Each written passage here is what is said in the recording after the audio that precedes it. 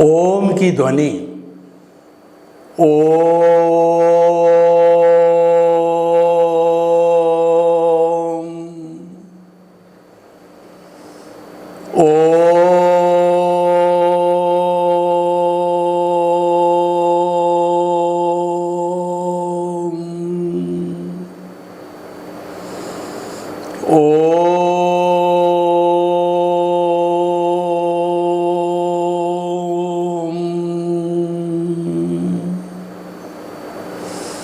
महाप्राण ध्वनि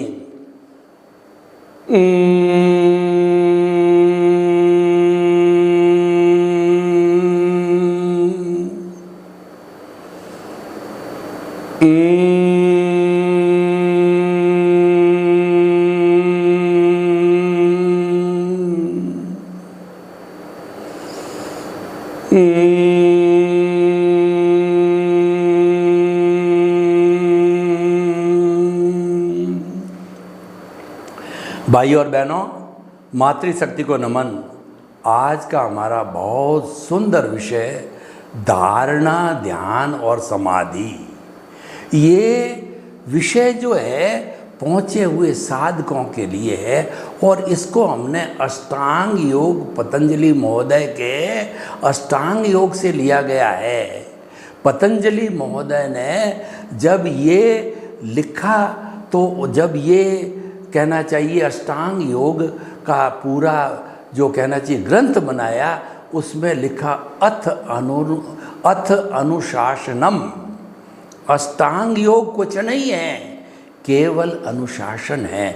इस शब्द को हमें पकड़ना है, जो हमारे भारत के माने हुए ऋषि मुनि जिन्होंने कि भारत को धर्म गुरु देश बनाया और हमें ऐसी कृति दी योग की कि आज उसका पूरा विश्व लोहा मानता है। और हमारे वर्तमान के प्रधानमंत्री जी के प्रयासों से जो उसको आज 21 जून को अंतर्राष्ट्रीय योगा दिवस जो है पूरा विश्व के 210 कंट्री मनाते हैं और 9 हम मना चुके हैं गत 21 जून को। उस अष्टांग योग जो अंतर्राष्ट्रीय है, जिसको कि विश्व की 7.8 की अरब की जनसंख्या प्राय जानने लग गई है। मैं ये नहीं कहता हूँ कि सारा डिटेल में जानते हैं, परंतु योग शब्द अब अपरिचित नहीं रहा है। तो उसमें से सुपर उसकी अवस्था है वो धारणा, ध्यान और समाधि ली है, जो कि हम जैन दर्शन से कंपेयर करें तो जैन दर्शन के भीतर के जो कहना चाहिए संवर पूर्वक निर्जरा है, जो कि प्रायश्चित, विनय, वैयाव्रत, स्वाध्याय, ध्यान और व्युत्सर्ग से जोड़ना चाहूँ मैं, वो हमारा ये धारणा, ध्यान और समाधि है। तो ये जो है हमारा भीतर का जो है संसार का विषय है, लेकिन जो विषय भीतर का होता है वो निश्चय ही बाहर के विषय का खुराक देता ही है, क्योंकि बाहर का विषय, बाहर का जगत प्रतंत्रता का जगत है और भीतर का जगत स्वतंत्रता का जगत है। मैं आपको बताता हूँ कि किसी एक पशु को या पशुओं के समूह को बाड़े में बांध दो तो वो छटपटाते हैं कि हम बाहर जाकर के अपनी मर्जी के अनुसार चारा लें और आराम से घूमें फिरें। और जो है दूसरे पक्षी हैं वो भी यही सोचते हैं, उसको पिंजरे में बंद कर दें तो वो छटपटाता है और वो चाहता है कब मैं खुले व्योम में, खुले आकाश में आनंद के साथ में उड़ूं। स्वतंत्रता, दोनों स्वतंत्रता चाहते हैं। दुनिया का कोई भी जीवित प्राणी स्वतंत्रता नहीं चाहता है। हम 1000 वर्ष तक जो है भारतवासी गुलाम रहे और हमारे पे शक आए, हूण आए, खिलजी आए और जो कहना चाहिए हमें मुस्लिम लोग आए, मुगल आए, डच आए, पुर्तगाली आए, अंग्रेज़ लोग आए, तो उन्होंने हमारी संस्कृति को लूटा उन्होंने हमारे धार्मिक ग्रंथों को जलाया, उन्होंने हमारी धार्मिकता के केंद्र मंदिरों को तोड़ के मस्जिदें बनाई, हमारी बहन बेटी की इज्जत लूटी, यानी कितना कितना जलील किया। अगर हम सब सुने तो रोंगटे खड़े हो जावे। तो क्या भाई और बहनों पुनः हम वो प्राप्त करना चाहेंगे? नहीं। जो है वो जो कहना चाहिए कि छाछ का, दूध का जला हुआ छाछ को फूंक फूंक करके पीता है, जबकि छाछ तो ठंडी होती है, पर वो दुख भुगत चुका है, वो जानता है। तो भाई और बहनों मुख्य मूल है वो स्वतंत्रता का है, परतंत्रता का नहीं है। तो स्वतंत्रता चाहते हो तो भीतर के जगत में जाओ, और प्रतंत्रता चाहते हो तो बाहर के जगत में जाओ। बाहर का जगत जो है प्रतंत्र क्यों है कि वह पिछले जन्म की ध्वनि की प्रतिध्वनि है। जो पिछले जन्म में कॉज डाले थे, इस जन्म का वो ये इफेक्ट बॉडी है, और पिछले जन्म का जो एक्शन किया था, इस जन्म का ये रिएक्शन है। यानी कि ये पिछले जन्म का जो हमारा कर्म शरीर है, वो इस जन्म का जो है हमारा द्रव्य मन है, भाव मन पिछले जन्म में डाले, वो द्रव्य मन के अंदर है। यानी ये हमारा परिणाम है, भुगतान है, ये लेना है, ये देना है, ये ऑटो मोड से चलता है, और ये प्योरली मैकेनिकल प्रतिष्ठित आत्मा है।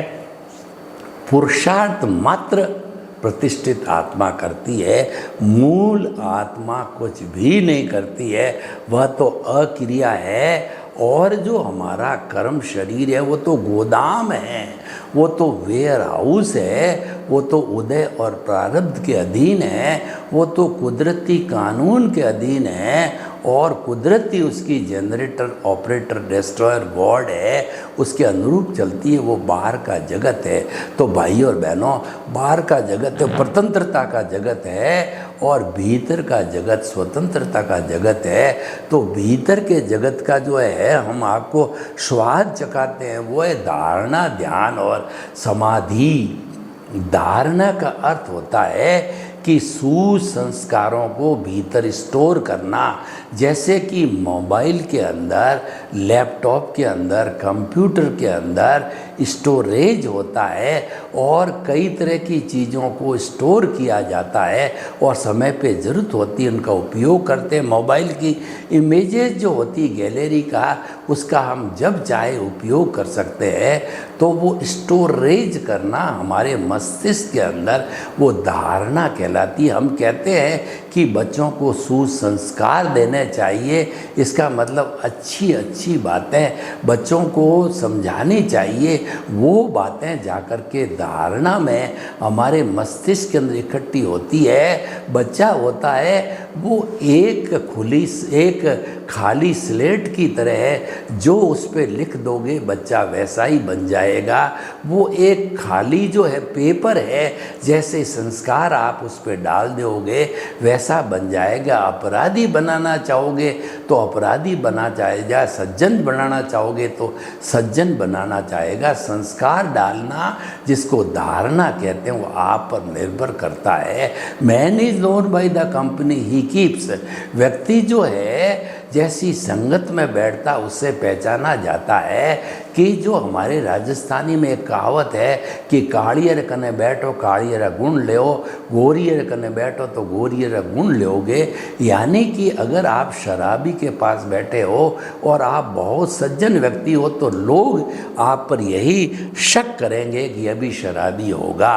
और एक ज्ञानी पुरुष के जो है साधु संतों के पास में, आचार्यों के पास में, प्रधानमंत्री और राष्ट्रपति के पास आप बैठोगे तो लोग समझेंगे, चाहे आप कितने ही करप्ट व्यक्ति हो, लेकिन लोग समझेंगे कि यह भी बहुत अच्छे चरित्र वाला अच्छा व्यक्ति होगा, क्योंकि वह किसके पास बैठता है। तो उसी तरीके से जो है हमारे पर निर्भर करता है कि हम बच्चों को कैसे संस्कार देते हैं, खुद कैसे संस्कार ग्रहण करते हैं। मैं आपको एक कहानी बताता हूँ। एक फीमेल तोता ने जो है 2 बच्चों को जन्म दिया और ये माँ की ममता होती है कि बच्चे को जन्म देने के बाद जो अंडे होते हैं उनको सेती है, उसके ऊपर बैठती है, उसको सर्दी से, गर्मी से, वर्षा से, घोंसले में से बचाती है, उसको गर्मी देती है। उस गर्मी से वो अंडे फूटते हैं, भीतर से चूजा निकलता है। उन चूजों को जो है वो ला कर के और वो जो चुग्गा खिलाती है, करती है, धीरे धीरे वो बड़े होते हैं, तब उनको उड़ाना सिखाती, गिरते हैं, फिर उड़ाती है, अपनी देख रेख में ट्रेनिंग के अंदर, और फिर उड़ाती। यूँ करते करते जब वो तोते जो है बड़े हो गए, अपने आप उड़ गए, तो यहाँ पर हमारे आगम पुरुष कहते हैं कि जब बच्चा पैर पर खड़ा हो जाए जन्म देने के बाद, आपकी जिम्मेवारी समाप्त हो गई। आपने भी सुसंस्कार कुसंस्कार धारणा देनी है, वो दे दी। अब वो आपके हाथ की बात नहीं। अब तो अगली संगत कैसे करेगा, तो अगली संगत बात बताऊं। उन दो जुड़वा तोते थे, एक साथ जन्मे थे वो। एक जो है सन्यासी के पास चला गया, सन्यासी ने उसको पिंजरे में डाल दिया और उसको ट्रेनिंग देता है, बोल तोता राम राम राम राम, जय श्री कृष्ण, आइए पधारिए, वेलकम वेलकम। अच्छा अच्छा मीठा मीठा जो है वो तोता बोलने लग गया। तो और एक दूसरा जाकर के किसी जो है वो डाकू, माना हुआ डाकू के पास चला गया, उसको पिंजरे में डाला है। तो डाकू उसको सिखाता है कि बाहर से कोई व्यक्ति आवे, वो बोलता है मारो, लूटो, काटो, पीटो, ऐसे जो है डरावने वो बोलता है। एक ही माँ के जुड़वा तोते, एक साधु की संगति में गया, साधु जैसा बन गया, और एक जो है डाकू की संगति में गया, वैसा बन गया। ये दोनों की अलग अलग धारणा हो गई। तो अब आप समझ गए होंगे धारणा क्या है। दूसरा ध्यान। ध्यान का अर्थ होता है कि एक विषय के ऊपर लंबे समय तक कंसंट्रेशन करना, यानी कि आपके केंद्र में जो प्रभु विराजमान है, जन्म जन्मांतर के लिए आपने केंद्र में प्रभु को विराजमान करके, और आपने जो ये आर्ट ऑफ द विजन को प्राप्त किया, सनातन सत्य, कुदरत, कुदरती रचना और कुदरत के कानून से शाश्वत सुख की प्राप्ति का नियम बनाया, तो प्रभु केंद्र में विराजमान है। जो हमारे जो परम पिता परमेश्वर प्रभु भगवान और हमारे जो कुछ भी सर्वे सर्वा वही है, उनके विराजमान होने से गलत काम हो ही नहीं सकता।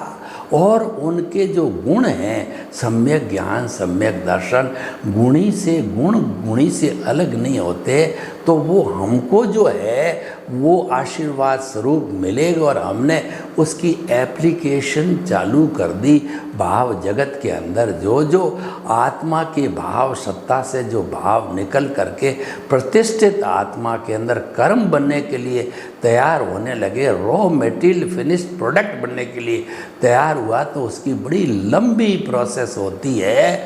वो प्रोसेस ये होती है कि उसके अंदर कोड चढ़ाने पर ही वो जो है भाव कर्म बनता है। कोड चढ़ाने के लिए वर्तमान का ज्ञान दर्शन, पिछले जन्म का ज्ञान दर्शन आप साथ में लेकर के आए हो। आपका इंटरेस्ट क्या और इंटेंशन, तो वो भाव है जो गिर रहा है, वो बूंद जो है स्वाति नक्षत्र है और शीप का मुंह है, वो बूंद अब गिर रही है। तो आपके जो एक पूरा प्रोसेसिंग फैक्ट्री जो है, हमारी प्रतिष्ठित चार्ज प्रतिष्ठित आत्मा, लाइव प्रतिष्ठित आत्मा, डिस्चार्ज प्रतिष्ठित आत्मा तो मैकेनिकल मोड से, ऑटो मोड से चल रही है, उसको देखने की ज़रूरत नहीं है। वो तो प्रोजेक्टर स्टार्ट कर दिया जो है प्रोजेक्ट ऑपरेटर ने, तो फिल्म अपने आप चलती रहेगी। वो तो बैठा बैठा आराम करता रहेगा, 2 घंटा 2.5 घंटा प्रोजेक्ट ऑपरेटर बस लाइट नहीं जावे ये ध्यान करेगा, फिल्म कटे नहीं ये ध्यान करेगा। तो भाई और बहनों, हम आपको ये बताना चाहते हैं कि जो है हमारा जो ध्यान है वो ध्यान एकाग्रचित्त होकर के हम करते हैं तो प्रभु की कृपा से होता है, प्रभु का ही ध्यान करना होता है। और ये अभ्यास करते करते 1 जन्म 2 जन्म 4 जन्म 5 जन्म के अंदर जब हमारा ये जो है ध्यान है धीरे धीरे समाधि के रूप में बदलना चालू हो जाता है। ध्यान करना एक प्रैक्टिस है और ध्यान करने से हमारी एकाग्रता आती है और हम बाहरी प्रवेश या मनोरंजन से भीतर आत्मरंजन के अंदर आते हैं और हम एक बिंदु पर जो है ध्यान करने लग जाते हैं। अब समाधि, ये समाधि की अवस्था होती है, ये आदि व्याधि और उपाधि से ऊपर समाधि होती है। तो उस समाधि का जो स्थिति होती है उसकी सुप्रीम अवस्था होती है 48 मिनट तक समाधि बने रखना। यानी जो हम ध्यान का अभ्यास कर रहे हैं वो 48 मिनट तक केवल प्रभु के जो है का ही हम ध्यान करें, उसी के ऊपर केंद्रित रहेगा तो वो समाधि की सुप्रीम अवस्था है। यानी कि वो हमारी मुक्ति बहुत नज़दीक है, हमको केवल दर्शन हो जाता है और हमारा आयुष्य समाप्त होता है। तो केवल दर्शन होने के पहले पहले जो हमने शुभ कर्म डाले, क्योंकि अशुभ तो हो नहीं सकते, हम तो जो है प्रभु की निश्राय में थे, प्रभु का भजन कर रहे थे, तो अशुभ होने का सवाल ही नहीं, वहाँ तो शुद्ध है। लेकिन क्योंकि थोड़ा बहुत ज्ञान हाजिर था तो जो कुछ भी कर्म डले, यानी कि अभी हमारा जो है अनंतानुबंधी कषाय तो समाप्त हो गया, लेकिन अप्रत्याख्यानी प्रत्याख्यान भी मान लीजिए समाप्त हो गया। संजलन तो हल्का पत्थर पे लकीर खींचने के समान मालिक है। तो वो जब जो होता है तो वो हमारा कॉजल बॉडी बनता है, पानी पे लकीर खींचने के समान, लेकिन खींचनी तो पड़ेगी क्योंकि अभी वो बाकी है। ज्ञान संजलन जो है हमारा जो मोहनीय दर्शन मोहनीय का संजलन पार्ट अभी खड़ा है। तो हमने समाधि की अवस्था ले ली, तो नेक्स्ट बर्थ में अब जन्म इसीलिए लेंगे कि वह कॉजल बॉडी हमारे को परिणाम स्वरूप जो है जन्म दिलाएगी और एक पर्टिकुलर समय के अंदर परिणाम स्वरूप केवल ज्ञान की प्राप्ति हो जाएगी और जितना हमारा शुभ आयुष्य है वो पूर्ति करके सिद्ध बुद्ध और मुक्त बन जाएंगे। तो भाइयों और बहनों, ये धारणा ध्यान समाधि का पूरा है, ये आर्ट ऑफ विजन का पूरा विवरण है। और आर्ट ऑफ विजन के अंदर क्या होता है, एक मैंडेटरी कंडीशन होता है कि प्रभु केंद्र में विराजमान होते हैं और प्रभु के गुण सम्यक ज्ञान सम्यक दर्शन है, उसका डेवलपमेंट होता रहता है। और ऐसी स्थिति के अंदर आर्ट ऑफ विजन के अंदर हम प्राय जो है मिथ्या ज्ञान मिथ्या दर्शन और मोहनीय कर्म की एप्लीकेशन में नहीं जाते हैं, कभी चले भी जाते हैं। मैं ये नहीं कहता है कि अभी हम शाश्वत सुख को प्राप्त कर लिया, हम जाते भी हैं, हमारे कर्मों का फोर्स जो चल रहा है उससे प्रभावित हो जाते हैं हम। तो प्रभावित होने से हमने कुदरती रचना देखना चाहिए था, उसमें गलती कर दी। तो हम जो है हमारी नेचर माँ से जो है क्षमा मांगते हैं कि मुझे क्षमा करो क्षमा करो क्षमा करो। वो हमको तुरंत करुणाशील माँ होने कारण क्षमा करती रहती, जीवन भर में क्षमा मांगते रहो तो ज़्यादा हमारे कॉजेज जो है ना वो संसार के भ्रमण के नहीं बनेंगे। जो भी बढ़ेंगे शुभ बनेंगे, थोड़े बनेंगे, क्योंकि संजलन की कहिए या उसके पहले जो है वो प्रत्याख्यानी अवस्था को कहिए वो रहती है। तो भाई और बहनों, बहुत सुंदर विषय है धारणा ध्यान समाधि की अवस्था को सभी जितने भी दुनिया में धर्म दर्शन है और ख़ास करके वो सारे व्यू पॉइंट है उसकी बात नहीं करता हूँ। मैं तो सनातन सत्य और शाश्वत सुख की बात करता हूँ, जो कि कहना चाहिए कि वो जो सिद्धांत के ऊपर आधारित है, कभी बदलता नहीं है, तो वह व्यू पॉइंट नहीं है, वो तो शाश्वत सत्य है। और वह हमारी कुदरती रचना कुदरत के कानून से शाश्वत सुख की प्राप्ति पर आधारित है। कुदरत है वो माँ समुंदर है और उसके बाद में हमारी आत्मा जो शाश्वत सुख वाली है वो भी महासमुंदर है, व्यू पॉइंट नहीं है। ये तो दोनों जो है वो सिद्धांत के ऊपर आधारित है, उससे शाश्वत सुख की नींव लगती है और धीरे धीरे स्नेह स्नेह जो है कुछ जन्मों के अंदर वो हम उसको प्राप्त कर लेते हैं। तो प्राप्त करके और हम जो है वो उसको प्राप्त करके और हम शाश्वत सुख का जो है भी प्राप्त कर लेते हैं, यानी स्पष्ट वेदन हो जाता है और हम सिद्ध शिला में जाकर के भगवान बन कर के स्वयं शाश्वत सुख के अंदर विराजमान हो जाते हैं। वैसी हमारी आत्मा अनंत ज्ञान, अनंत दर्शन, अनंत शक्ति, अनंत सुख का धाम बन जाती है और हम फॉर एवर जो है ईश्वर बन जाते हैं। फिर इस 84 लाख जीवा योनि के लिए घूमने नहीं आते हैं और मनुष्य जीवन की सार्थकता पूरी हो जाती है। तो भाई और बहनों, हम आपको बताना चाहते हैं कि धारणा, ध्यान और समाधि ये जो विषय है, ये विषय हमको अंतिम स्थिति तक ले जाने वाले हैं। हमारे जो शाश्वत सुख है उसकी संपन्नता तक जाने वाले विषय है और ये विषय कॉमन है, ये व्यू पॉइंट से दूर है। ये तो जो है जो सनातन सत्य के ऊपर आधारित है, ये सिद्धांत के ऊपर आधारित है। तो भाई और बहनों, हमें व्यू पॉइंट से हटना है। जो हम प्रारंभ का जीवन यानी बाहर का जो हमारे भुगतने का जीव है, वो हमारी स्वतंत्रता है, उसको धीरे धीरे हमें भुगत करके क्लियर करना, क्योंकि हमारा हिसाब है व्यवहार शुद्धि बिना निश्चय शुद्धि नहीं है। हमको सनातन सत्य प्राप्त करने में, शाश्वत सुख को प्राप्त करने में जो रोकने वाला है वो मिथ्या ज्ञान, मिथ्या दर्शन और मोहनीय कर्म है, उसको धोना पड़ेगा, उसकी सफाई करनी पड़ेगी। तो उसकी सफाई जो है, अगर हम कुदरती रचना देखते रहें, यानी नए कौज नहीं पड़े और पुराना जो है बर्फ़ की शिला की तरह पिघलता रहे और एक दिन अपने आप ऑटो मोड से चल के वो डिस्चार्ज जो है ज़ीरो हो जावे और नया बना नहीं, नया सृजन नहीं हुआ, तो हमारे को स्वरूप की प्राप्ति हो जाती है। यानी कि हम जो है स्वयं ईश्वर बन जाते हैं, हम हमारी पूरी पहचान खुद कर लेते हैं।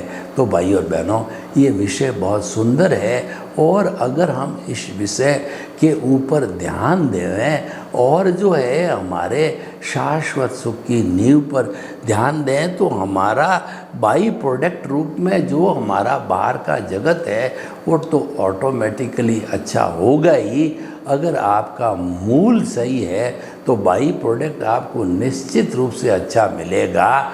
तो इसीलिए बाई प्रोडक्ट की चिंता नहीं करनी है, जो कि हमारा जो ये वर्तमान का जो भुगतने वाला जो जीवन है वो हमारा बाई प्रोडक्ट है।